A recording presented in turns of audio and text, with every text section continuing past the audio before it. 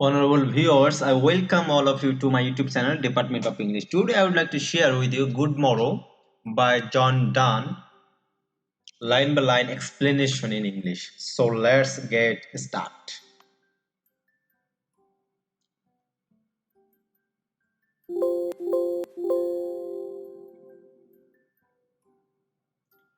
The Good Morrow by John Donne.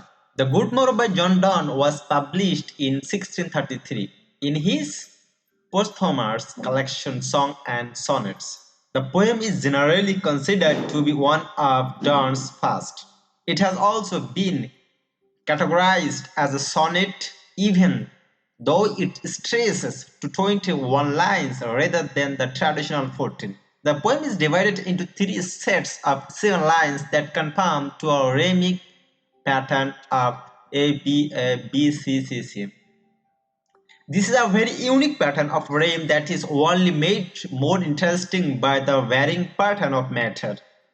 The majority of the lines contain 10 syllables, but each stanza ends with a line of 12 syllables. This variation was likely done to maintain our readers' engagement with both the narrative and the text itself. It is also interesting to note how the stanzas are divided within the 7 lines. The first 4 lines introduce something about the speaker's love, while the next 3 reflect more deeply on the topic and sometimes provides an answer to our previously posed questions.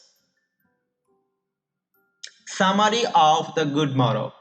The Good Morrow by John Donne is a sonnet that describes the state of perfect love in which a speaker and his lover exist. The poem begins with the speaker noting how his life and his lovers did not truly begin until they meet. Up until they came together, they were like children suckling from their mother's breast. He knows now that any pleasure he has previously was fake. His current love is the only real thing he has ever experienced. In the next stanza, he describes how there is no way for their love to fail because it controls everything he sees. His whole life is driven by it. Therefore, he has no reason to want anything outside of their small bedroom. The poem concludes with the speaker stating that their love is balanced like a healthy body. Their emotional and physical status are connected to so deeply that nothing can go wrong. Analysis of the Good Morrow stanza 1. I wonder by my truth what thou and I did till we loved, were we not wed till then, but sucked one country pleasure childishly, or snorted we in the 7 sleepers' bed. 'Twas so, but these all pleasures fancies be, if every any beauty I did see which I desired and got. 'Twas but a dream of thee. In the first stanza of this piece, the speaker begins with 3 questions.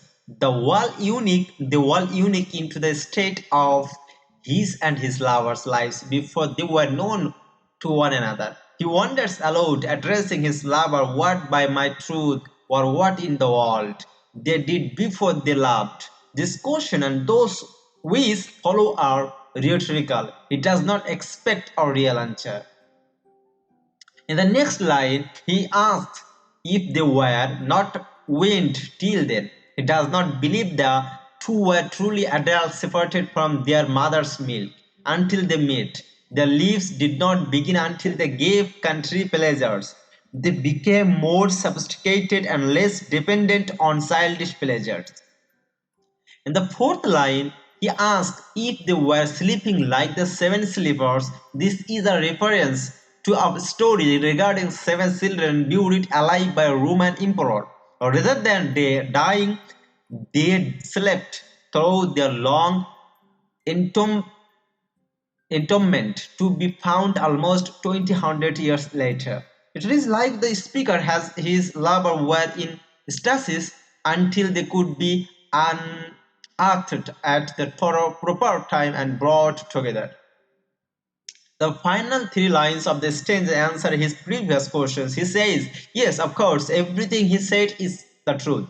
Anything he experienced before getting with this current lover was not real. It was only a fancy. Stanza 2.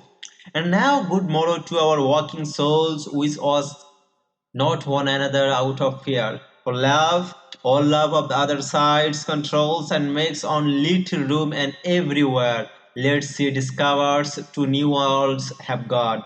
Let maps to other worlds on ours have shown. Let us possess on all is hath one and is one. The second stanza is structured in a similar way in which the first four lines introduce our reader to another aspect of the relationship. He describes how now, in their good morrow, they will live in happiness together. There will be no need to wash one another out of fear. Their relationship is perfect. In the following lines, the speaker is proving that any temptation outside is worthless. His eyes are controlled by love, therefore, everything he says is transformed by his adoration. He speaks of a small room that contains everything on earth. There is no reason for him to leave the bedroom he shares with his lover. The next three lines make a use of anaphora with the repetition of the starting word "let". The speaker is telling his lover that now that he has this relationship, the rest of the world means nothing. The explorers can go out and claim anything and everything they want to. He will be happy to possess on the one world in which they have on another. Stanza 3. My face in thine eye, thin in mine appears thin or thine, and through plain hearts do in the faces rest. Where can we find two better hemispheres, without sharp north, without declining west? Whatever dies was not mixed equally. If our two loves be one, or thou and I love so alike, that none do slacken, none can die. The final stanza begins with the speaker looking into his lover's eyes. There he can see his own face, and he knows her face appears in his eyes as well. Their heartfelt connection is evident within their faces. The next lines continue to refer to their bodies, or Donne makes use of conceit, one of the techniques for which he is best known. In this case, he is comparing their faces to two hemispheres. Unlike the hemispheres of the actual world, their facial hemispheres are perfect. There are there are two better in the universe. There is no sharp north or declining west. Speaker sees himself and his lover as soulmates. They are the other's missing half. The last three lines speak on how a lack of balance can cause death. This is a likely a reference to the medieval science of humor in which one's health was determined by an equal mix of blood, bile, etc. He uses this metaphor to make clear that their love is balanced physically and emotionally. Their perfect balance is accomplished due simply to the presence of the other. It is the combination of their emotions that keeps them together.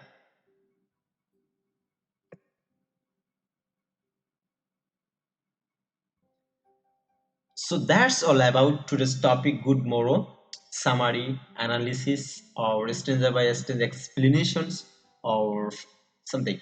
So that's all about today's topic. For the time being, thanks for your patience hearing. Bye bye.